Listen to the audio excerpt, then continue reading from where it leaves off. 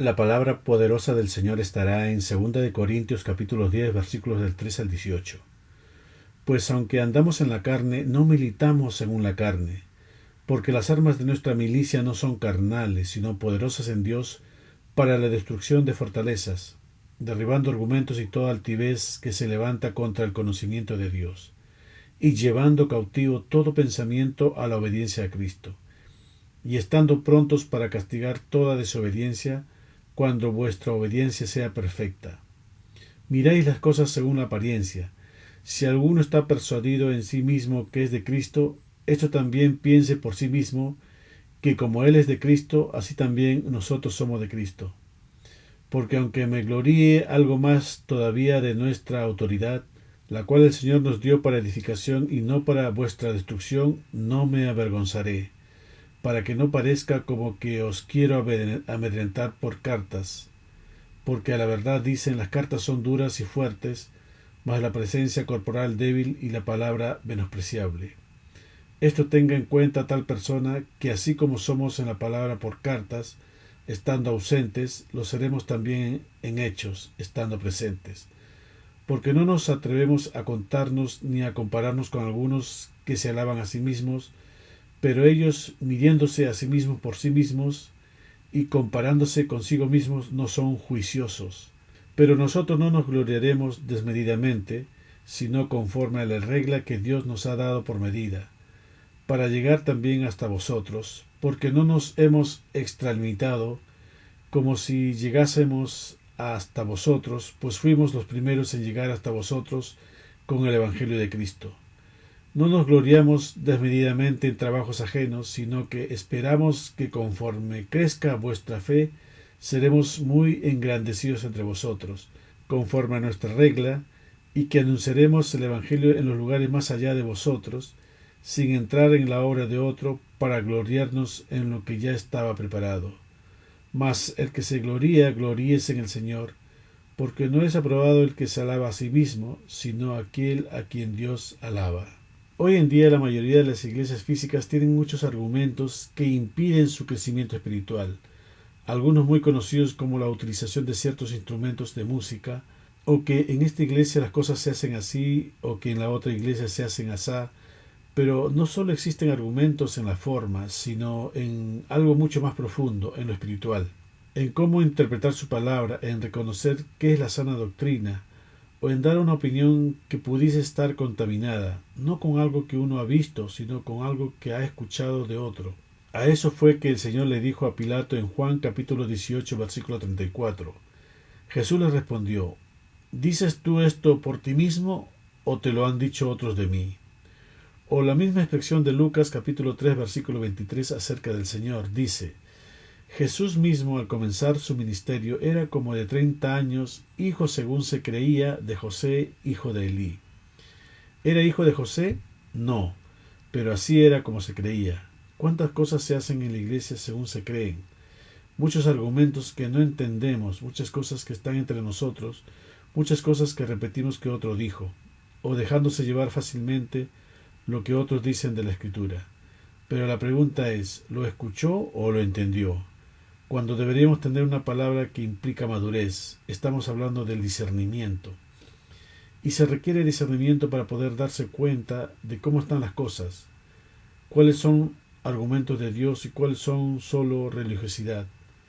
Porque si se es niño no podría distinguir, porque un niño no discierne, y se requiere discernimiento para dar una opinión o tomar una decisión. Esto deberíamos hacer o esto no deberíamos hacer. Y lo primero que debemos comprender del por qué debemos tener discernimiento es porque sabemos quién está a cargo de este mundo. Dice 1 de Juan capítulo 5 versículo 19. Sabemos que somos de Dios y el mundo entero está bajo el maligno. Es decir, todo lo que el mundo tiene, aprende, vive y lo que tiene como corriente doctrinal lo ha recibido del diablo, que lo orquesta todo. Y muchísimas cosas que la iglesia hace las trajeron del mundo. Un gran problema tal como lo fue para el pueblo de Israel, que estuvieron llenos de costumbres que trajeron de las naciones. La mezcla en la iglesia física en general es grande y muchas de las cosas que se celebran en culto se hace porque se trajeron por tradición, no porque el Señor las mandó. De ahí que hay un pensamiento que dice que la iglesia trató de evangelizar al mundo y lo que pasó fue que el mundo evangelizó a la iglesia. Así que debemos tener conciencia de que el mundo se ha introducido, se ha mezclado en la iglesia. Necesitamos discernir qué es de Dios y qué no es de Dios, qué vino del mundo y qué viene de Dios, porque pareciera que a Dios todo le agrada y no es así. De hecho, el apóstol Pablo comienza este capítulo 10 hablando fuerte, diciendo que cuando esté presente, cuando visite la iglesia de Corinto, no tenga que usar de aquella osadía con que está dispuesto a proceder resueltamente contra algunos que lo tenían como si anduviesen según la carne. Porque por carta se notaba su enfado por cómo estaban llevando el Evangelio. Así que habiendo dado esta pequeña introducción, empezamos en el versículo 3. Pues aunque andamos en la carne, no militamos según la carne. Se refería a que estaba en un cuerpo material, pero su lucha era en lo espiritual, porque tenía un celo vivo de Dios. Lo dice en 2 Corintios capítulo 11, versículos del 1 al 2. Ojalá me toleraseis un poquito de locura. Sí, toleradme, porque os celo con celo de Dios, pues os he desposado con un solo esposo, para presentaros como una virgen pura a Cristo. Si se fijan, uno no pide tolerancia a aquel que piensa como uno, sino a aquel que no piensa como uno. Y luego dice, a otro que viene con otro evangelio, sí lo toleráis. Veamos en 2 Corintios capítulo 11, versículo 4. Porque si viene alguno predicando otro Jesús que el que hemos predicado, o si recibís otro espíritu que el que habéis recibido, u otro evangelio que el que habéis aceptado, bien lo toleráis. Versículo 4 de nuestro texto base. Porque las armas de nuestra milicia no son carnales, sino poderosas en Dios para la destrucción de fortalezas. Las armas carnales, como la manipulación y el engaño, no tendrán éxito contra los enemigos espirituales. Por esta razón Pablo apela a la fuerza de Dios, que derriba fortalezas, y cualquier cosa que se oponga a la verdad de la palabra de Dios. Dice 1 Corintios capítulo 2, versículos del 4 al 5. Y ni mi palabra ni mi predicación fue con palabras persuasivas de humana sabiduría, sino con demostración del Espíritu y de poder, para que vuestra fe no esté fundada en la sabiduría de los hombres, sino en el poder de Dios. Veamos también Efesios capítulo 6, versículos del 10 al 11. Por lo demás, hermanos míos, fortaleceos en el Señor y en el poder de su fuerza. Vestíos de toda armadura de Dios para que podáis estar firmes contra las acechanzas del diablo. Y en la armadura habla del cinturón de la verdad, que estén bien ceñidos, de la coraza de justicia. ¿Y qué es la justicia? Dice Deuteronomio capítulo 6, versículo 25. Y tendremos justicia cuando cuidemos de poner por obra todos estos mandamientos delante de Jehová, nuestro Dios, como Él nos ha mandado. También está el calzado del Evangelio de la Paz, el escudo, el casco y la espada, que es la palabra de Dios. Versículo 5. Derribando argumento y toda altivez que se levanta contra el conocimiento de Dios y llevando cautivo todo pensamiento a la obediencia a Cristo.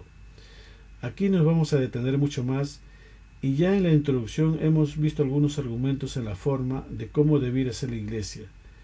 ¿Y por qué estos argumentos? Porque hay mezcla. En el capítulo 13 de Números, Dios manda a Moisés que envíe espías a reconocer la tierra, así que de vuelta ellos llegan con un reporte de lo que vieron. Veamos Números capítulo 14, versículos del 1 al 3. Entonces toda la congregación gritó y dio voces, y el pueblo lloró aquella noche. Y se quejaron contra Moisés y contra Aarón todos los hijos de Israel, y les dijo toda la multitud: ojalá muriéramos en la tierra de Egipto, o en este desierto, ojalá muriéramos. ¿Y por qué nos trae Jehová a esta tierra para caer a espada, y que nuestras mujeres y nuestros niños sean por presa? ¿No nos sería mejor volvernos a Egipto? Aquí hay otra cosa que también debemos discernir, que el mundo no es lo que está fuera de la iglesia, el mundo es un estado. La palabra mundo viene del origen de la palabra cosmos, que significa sistema global, controlado por Satanás. Es una manera de andar, una manera de vivir. Puede que alguien haya salido del mundo y el mundo no haya salido de ese alguien. Y acontece que esto está dentro de la iglesia. Veamos en Números capítulo 11, versículo 4. Y la gente extranjera que se mezcló con ellos tuvo un vivo deseo, y los hijos de Israel también volvieron a llorar y dijeron: ¿quién nos diera a comer carne? Vean que dice también, refiriéndose a los hijos de Israel, sobre el deseo de comer carne. ¿Quién sigue a quién en la iglesia? El pueblo sale de Egipto mezclado, pero los que se mezclaron van contaminando la iglesia. Y llama la atención que ellos deberían convertirse a nosotros y no nosotros a ellos. Pero no ocurre así. En una oportunidad le dijo el Señor a Jeremías en Jeremías capítulo 15, versículo 19. Por tanto, así dijo Jehová: si te convirtieres, yo te restauraré, y delante de mí estarás, y si entresacaras lo precioso de lo vil, serás como mi boca. Conviértanse ellos a ti, y tú no te conviertas a ellos. Lo que no ocurrió con el pueblo de Israel, salvo escasas excepciones. Los hijos de Israel miraban y observaban lo grande que eran los que estaban en la tierra prometida. Grande en estatura, no solamente. Piense de hombros hacia arriba. ¿Qué hay arriba? La cabeza, el intelecto. Todos habían salido de Egipto, pero ellos hablaron de apedrearlos. ¿Por qué? Porque el reporte de ellos era: vamos, más podremos nosotros que ellos, porque Dios nos ha entregado esta tierra. El asunto es que nos vemos tan pocos que a veces pensamos: ¿estaremos bien o estamos muy solos? Muchos piensan que porque son pocos están equivocados. La lógica de ellos es: ¿cómo van a estar la mayoría equivocados? Tiene cierta lógica en el mundo, pero para las Escrituras no tiene ninguna lógica, porque el Señor era uno solo y todo el pueblo pensaba que estaba equivocado. Como cuando Josafat le pregunta al rey Acab si había algún profeta del Señor, pese a que éste tenía más de 400 profetas. Veamos en Primera de Reyes capítulo 22, versículos del 7 al 8. Y dijo Josafat: ¿hay aquí algún profeta de Jehová por el cual consultemos? El rey de Israel respondió a Josafat: aún hay un varón por el cual podríamos consultar a Jehová, Micaías hijo de Imla, mas yo le aborrezco, porque nunca me profetiza bien, sino solamente mal.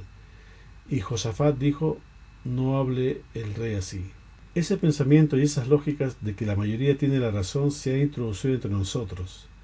También hay un mal entendimiento de unidad. Si bien el Señor nos dijo que seamos perfectos en unidad, esto es en el Espíritu.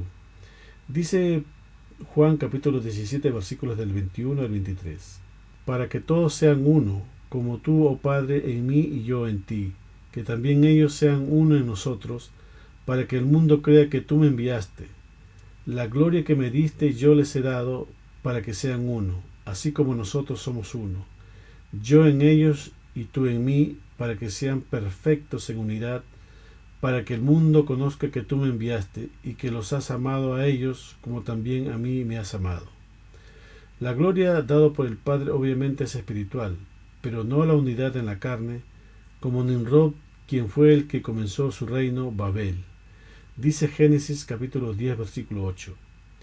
Y Cus engendró a Nimrod, quien llegó a ser el primer poderoso en la tierra. Este fue vigoroso cazador delante de Jehová, por lo cual se dice: así como Nimrod, vigoroso cazador delante de Jehová, y fue el comienzo de su reino Babel, Erec, Accad y Calne en la tierra del Sinar. Vayamos al próximo capítulo en Génesis capítulo 11, versículo 1. Tenía entonces toda la tierra una sola lengua y unas mismas palabras. Entonces lo lograron. Son uno. Pero veamos también en Génesis capítulo 11, versículos del 2 al 5. Y aconteció que cuando salieron de oriente hallaron una llanura en la tierra de Sinar, y se establecieron allí y se dijeron unos a otros: vamos, hagámonos ladrillo y cosámoslo con fuego.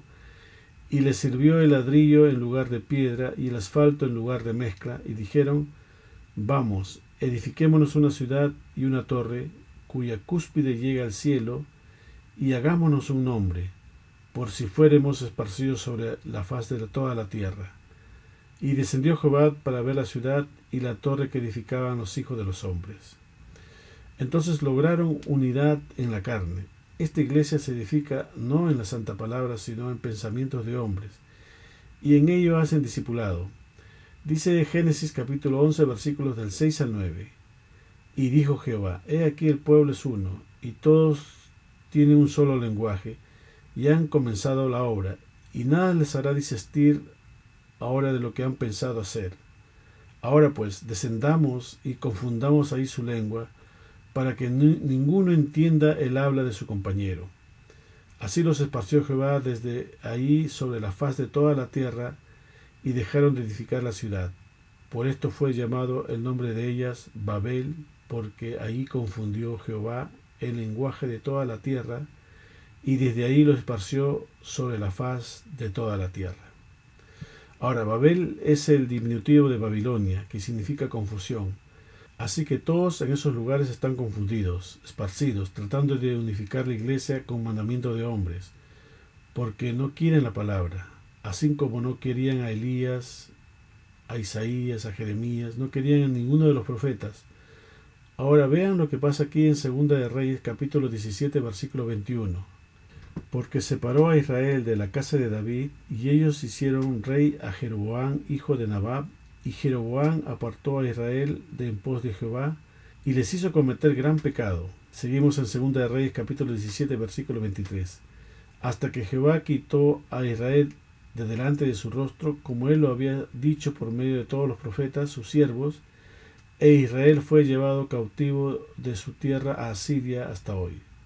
Así que el pueblo de Dios, los israelitas, van cautivos. Y si saca de la iglesia o de una tierra a los verdaderos, ¿cómo queda la tierra? Vacía. Veamos en 2 de Reyes capítulo 17, versículo 24. Y trajo el rey de Asiria gente de Babilonia, de Cuta, de Aba, de Amat, de Sefarbaín, y los puso en las ciudades de Samaria en lugar de los hijos de Israel, y poseyeron a Samaria y habitaron en sus ciudades. Entonces sacó a los hijos y los llenó con gente de Babilonia. ¿A dónde los trajo? A la iglesia. Se llevó al pueblo cautivo a Asiria y vino trayendo babilonios y rellenó el espacio. Sacó a los verdaderos hijos y los reemplazó. ¿Por quién? Por los confundidos. Hay que discernir como para ver cuál es el estado de la iglesia. Miren lo que aconteció en ese tiempo, pero que hoy está vigente. Dice Segunda de Reyes capítulo 17, versículos del 25 al 27. Y aconteció al principio, cuando comenzaron a habitar allí, que no temiendo ellos a Jehová, envió Jehová contra ellos leones que los mataban. Dijeron pues al rey de Asiria: la gente que tú trasladaste y pusiste en las ciudades de Samaria no conocen la ley del Dios de aquella tierra, y él ha echado leones en medio de ellos, y he aquí que los leones los matan, porque no conocen la ley del Dios de la tierra. Y el rey de Asiria mandó diciendo: llevad allí alguno de los sacerdotes que trajiste de allá, y vaya y habita allí, y les enseñe la ley del Dios del país. Vean que les llama gentes, y repasemos lo que dice el versículo 27. Y el rey de Asiria mandó diciendo: llevad ahí a alguno de los sacerdotes que trajiste de allá, como diciendo: vamos a llenar la iglesia de gente que no es. Pero ¿cuál es el problema? Le hacemos discipulado, es la solución. Así que vamos a hacer evangelismo, y al evangelismo le agregamos discipulado. ¿Y qué surge de eso? Miren lo que surge. Y vino uno de los sacerdotes que habían llevado cautivo de Samaria. Podemos ver eso en el capítulo 11 y 12 del libro de Primera de Reyes, donde Jeroboam se instituyó sus propios sacerdotes, instituyó su propia fiesta, copió todo, hizo todo igualito, se hizo de sacerdotes según su propio corazón. Dice Segunda de Reyes capítulo 17 versículo 33. Temían a Jehová y honraban a sus dioses según la costumbre de las naciones de donde habían sido trasladados. ¿Lo ven? A esto no los introdujo Dios, sino que los trajo el rey de Asiria con muchos métodos que utilizan ahora. Eventualmente, como el prosélito no se porta muy bien, le hacen discipulado, y va a lograr que teme a Jehová, pero lo hace según las costumbres de las naciones, lo que toma mucho sentido de lo que la Escritura dice en Isaías capítulo 29, versículo 13. Dice pues el Señor: porque este pueblo se acerca a mí con su boca y con sus labios me honra, pero su corazón está lejos de mí, y su temor de mí no es más que un mandamiento de hombres que les ha sido enseñado. Así que hay enseñanza, pero ¿qué hace en la vida? Nada. Así hay mucha gente que lleva en la iglesia desde que era niño, que participaron de todo esto durante toda su vida, llenándose de muchos argumentos que impiden su crecimiento espiritual. Versículo 6 de nuestro pasaje. y estando prontos para castigar toda desobediencia cuando vuestra obediencia sea perfecta. Porque nosotros derribamos los argumentos, pero a veces queremos combatir a aquellos que no tienen los argumentos con nosotros sin nosotros tener la obediencia necesaria. Queremos que otros hagan lo que a veces nosotros no hemos asumido. Por eso dice, estando prontos para castigar toda desobediencia cuando la tuya sea perfecta. Antes de eso no lo hagas. La palabra está implicando aquí en el versículo 6 que si vas a castigar la desobediencia que supuestamente ves en otro, te preocupes más bien de que la tuya sea perfecta. Porque nosotros somos muy buenos para criticar ciertas cosas que se hacen en otro lugar, pero no hemos estado mirando las propias nuestras. Y se arma una serie de argumentos que uno empieza a tener. Versículo 7. Miráis las cosas según la apariencia. Si alguno está persuadido en sí mismo que es de Cristo, esto también piense por sí mismo, que como Él es de Cristo, así también nosotros somos de Cristo. Pablo les dice a los de Corinto que ellos solamente están viendo la apariencia, y en ello Pablo era débil y poco impresionante. Algunos manuscritos señalan que Pablo era, para esos tiempos, era un hombre de baja estatura, con cabeza calva, con unas cejas que se unían y una nariz un tanto en forma de gancho. En simple no tenía buen parecer. En realidad conocían a Pablo solamente a un nivel superficial. Pero más que el aspecto físico era que espiritualmente la doctrina que enseñaba no era atractivo como para seguir ese camino, tal como se decía de nuestro Señor en Isaías capítulo 53 versículos del 2 al 3. Subirá cual renuevo delante de él, y como raíz de tierra seca no hay parecer en él, ni hermosura le veremos, mas sin atractivo para que le deseemos. Despreciado y desechado entre los hombres, varón de dolores, experimentado en quebranto, y como que escondimos de él el rostro, fue menospreciado y no lo estimamos. Les continúa diciendo Pablo, si alguno está persuadido en sí mismo que es de Cristo, esto también piense por sí mismo que como Él es de Cristo, así también nosotros somos de Cristo. El ser humano tiende a ver todo en forma superficial. Sobre esto, Dios mismo le dijo a Samuel en 1 de Samuel capítulo 16 versículo 7. Y Jehová respondió a Samuel, no mires a su parecer ni a lo grande de su estatura, porque yo lo desecho. Porque Jehová no mira lo que mira el hombre, pues el hombre mira lo que está delante de sus ojos, pero Jehová mira el corazón. Y es cierto, si alguien es bien parecido, tendemos a pasar por alto sus faltas. Por esta razón, todos los falsos maestros que son exitosos, entre comillas, son bien parecidos. Algunos en la iglesia en Corinto juzgaron mal al apóstol Pablo en base a las experiencias externas. En los primeros capítulos de 1 de Corinto, ellos estaban muy impresionados por las apariencias, por la sabiduría humana, por las filosofías humanas y otras muestras de la superioridad intelectual. Pero lo importante siempre ha sido lo interno en el corazón. Cuando vemos versículos de este libro que estamos tratando, vemos que Pablo está muy frustrado con los corintios. Entonces vuelve a hablar de su autoridad como apóstol, autoridad que algunos de ellos estaban rechazando, pero esa autoridad era para ayudarlos. Versículo 8 del mensaje de hoy. Porque aunque me gloríe algo más todavía en nuestra autoridad, la cual el Señor nos dio para edificación, y no para vuestra destrucción, no me avergonzaré. Pablo enfatiza que él era el mensajero especial de Jesucristo, inspirado por Dios, enviado para ayudar a los santos. En otras palabras, la autoridad de que Cristo le había dado a Pablo era para ayudar a los de Corinto y a otros, era para edificarlos, no era para destruirlos. Versículo 9. Para que no parezca como que os quiero amedrentar por cartas. No debían ellos estar asustados por sus cartas, sino instruidos por ellas. Hoy en día muchos se quejan de la autoridad de los apóstoles y la de Pablo en particular. Dicen, Pablo estaba en contra de la mujer, Pablo era machista, no me gusta su enseñanza. Son como los de Corintios. Deben aprender que las instrucciones de Pablo son inspirados, no son para nuestra destrucción, sino para nuestra edificación. Debemos aceptarlas de buen gusto, tal como aceptamos el resto de las Escrituras. Versículo 10 de nuestro texto base. Porque a la verdad, dicen, las cartas son duras y fuertes, mas la presencia corporal débil y la palabra menospreciable. La humildad y la completa confianza de Pablo en el poder de Dios en lugar de en el poder de su propia personalidad, acopladas con sus duras cartas, estaban siendo utilizadas en su contra. Ellos decían que Pablo era como un perro que ladra fuerte desde una distancia segura, pero que es un cobarde cuando es confrontado cara a cara. Pero de lo que conocemos del ministerio de Pablo en el libro de los Hechos, parece difícil entender por qué alguien diría de él, más la presencia corporal débil y la palabra menospreciable. Probablemente Pablo pudo estar muy enfermo durante su tiempo con los corintios cristianos, y su condición quizás hizo que pareciera de esta forma. Aunque a Pablo no le importaba, él sabía que cuando era débil le daba al poder de Dios una mayor oportunidad para obrar.